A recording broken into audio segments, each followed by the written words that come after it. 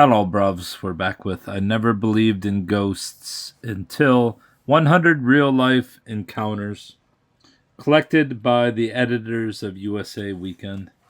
And we turn to Did I Lock the Basement Door by Lori Giannone.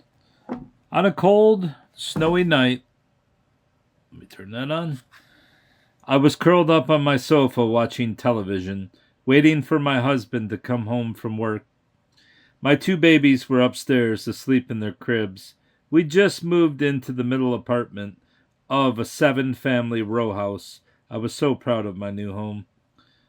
The downstairs consisted of the living room, dining room, and kitchen, all in a row. A house with this layout is often called a shotgun house because a gun shot through the front door would send a bullet right through to the back door.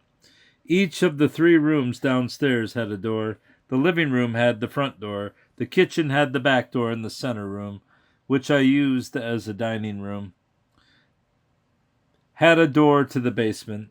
Even the basement had a door that led to the outside.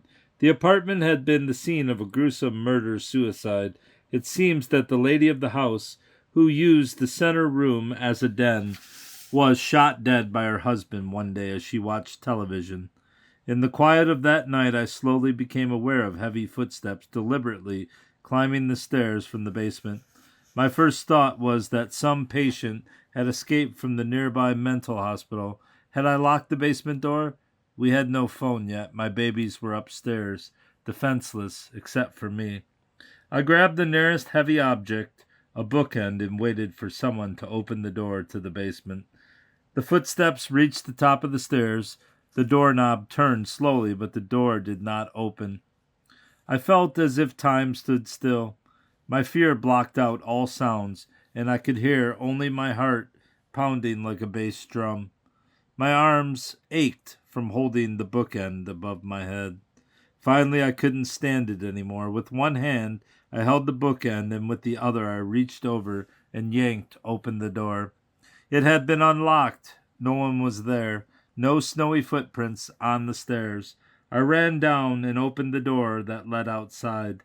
No footprints in the snow either. The next day I told the story to my neighbor who had lived next door when the previous tenant shot his wife and then himself. I laughed and said, "Boy, am I glad I know he came in through the kitchen door." "Oh no," she replied. "He came up the basement stairs." Stairs.